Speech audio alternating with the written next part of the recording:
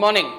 Kishore again from Sri Consultants, and today we are going to discuss the China-India border dispute, the Galwan issue. That's the hot topic. So let me put the facts straight. Are the Chinese used to such incursions, and are they the ones who violate border pacts and keep entering and occupying territories and create a very hostile environment across LAC? The answer is a clear yes. Now yes, from 1962 till date, we have seen Chinese coming in with various intentions and most of them not being good. But we have seen very different responses from very different governments. Right from the Nehru era, where we saw a response where we ended up in a war. Today we are seeing a government that acts tough, talks tough. Many of us, I've seen a lot of media comments, a lot of social media posts where people have said, what's the big deal in banning 59 apps when actually the enemy has occupied a few kilometers inside our territory?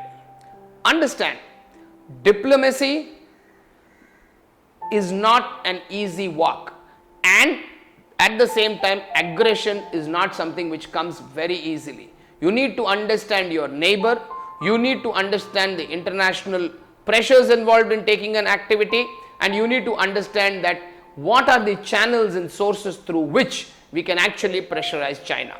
Yes, the banning of the app may not be a very apt response to territory occupancy, but you can be rest assured that we are delivering the message, and this is a government which has the spine to say that we are not going to be cowards and they can act against. And as you have seen in the last 15-20 days of escalation, 2 days ago, Chinese have officially started withdrawing and moving back. So this is a clear pushback, and the Chinese have realized that they can't flirt with the border and this government.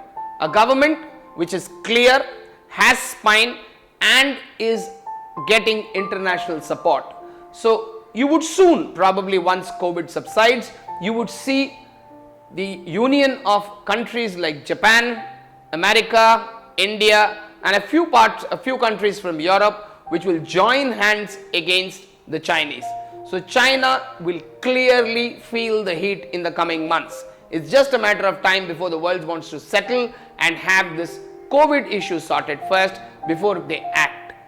As far as business interest is concerned of India with regards to import, yes, we do import a lot of things. We need to maintain a peaceful relationship, but we can't be cowards, bending down to every single border dispute and occupancy by enemy or hostile countries. Yes, I clearly call China as a hostile country and a nation which is cunning and in its activities and does not have any empathy or sanctity towards agreements or borders. So if there is a neighbor who is not trustworthy, it's the Chinese. I would rather trust the Pakistanis than the Chinese because they have more power and they can cause more damage, whether it is on the economic front or on the border. But I am very confident with this government, we will be able to push them back, and we will have international community and support on our side, because India has never had the history of starting a fight. Hopefully this will end peacefully and the Chinese will learn a lesson that it's not fun to flirt with Indian territory with this government anymore.